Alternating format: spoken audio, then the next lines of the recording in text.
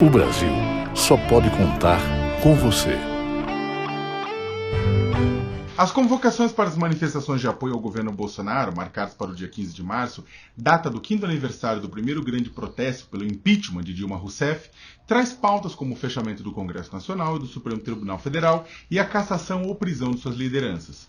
Ambos os poderes, o legislativo e o judiciário, têm servido como freios e contrapesos a ações radicais e inconstitucionais do governo Bolsonaro. Mesmo assim, o presidente repassou vídeos que convocam a população para esses atos para suas listas de WhatsApp. Militantes pró-governo agitam a bandeira do foda-se, hasteada pelo ministro-chefe do Gabinete de Segurança Institucional, general Augusto Heleno, que pediu ao presidente manifestações de rua contra o que ele chamou de tentativa do poder legislativo de chantagear o executivo. Ou seja, o general não convive bem com a ideia de democracia. Todo poder emana do povo. Vamos resgatar o nosso poder. Vamos resgatar o Brasil. Procurei ouvir várias autoridades logo que se soube que o presidente Jair Bolsonaro estava distribuindo mensagens de apoio à manifestação do próximo dia 15 contra o Congresso Nacional e o Supremo Tribunal Federal. As manifestações públicas mais fortes vieram do ex-presidente Fernando Henrique Cardoso e do ministro Celso de Mello do STF. Fernando Henrique tuitou que o gesto de Bolsonaro configura, aspas, uma crise institucional de consequências gravíssimas, fecha aspas. Celso de Mello afirmou à imprensa que a atitude do presidente poderia configurar uma crise de responsabilidade, um crime de responsabilidade, o que é passível de impeachment. Bolsonaro vem sucessivamente testando seus limites e a capacidade de resposta das instituições da sociedade. Por exemplo, no dia 28 de outubro do ano passado, um vídeo nas redes sociais do presidente o comparou a um leão acossado, cercado de hienas, animais carniceiros que comem cocô, causando repúdio. Elas representavam o STF, partidos políticos, advogados da OAB, os bispos católicos da Conferência Nacional dos Bispos do Brasil, a imprensa, entre outros.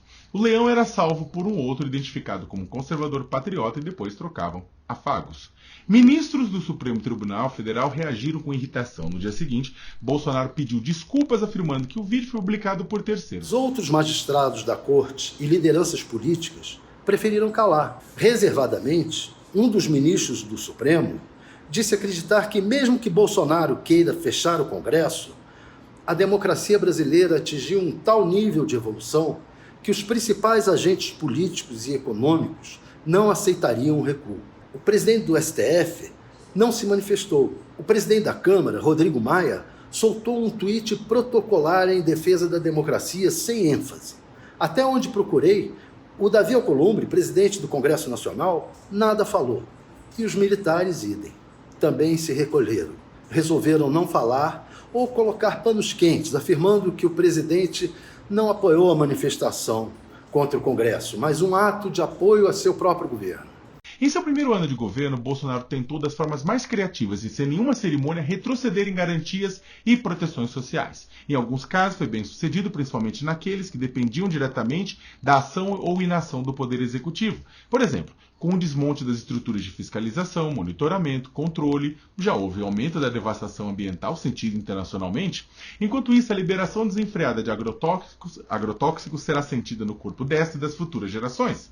O Congresso e o Supremo funcionaram como freios e contrapesos a algumas propostas bizarras do governo, como no bloqueio aos decretos que garantiram um libera geral para armas e munições, no projeto de lei que transformava rodovias em campos de batalha e na tentativa de implementar o cada um por si, Deus por todos da capitalização de Paulo Guedes na reforma da Previdência. Enquanto isso, contudo, outras coisas não puderam ser seguradas. O discurso de apoio à letalidade, à impunidade, empoderou a banda podre de policiais e militares que se sentiram livres para atirar primeiro, checar depois, fazer motins e por aí vai. Agora ouço dizerem que os militares não embarcariam numa aventura do presidente. Pode ser. Mas os poucos que aceitaram falar estão saindo pela tangente, como o vice-presidente general Hamilton Mourão.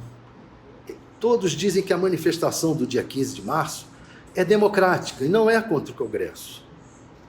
Ora, todos sabemos que é sim contra o Congresso e o Supremo Tribunal Federal.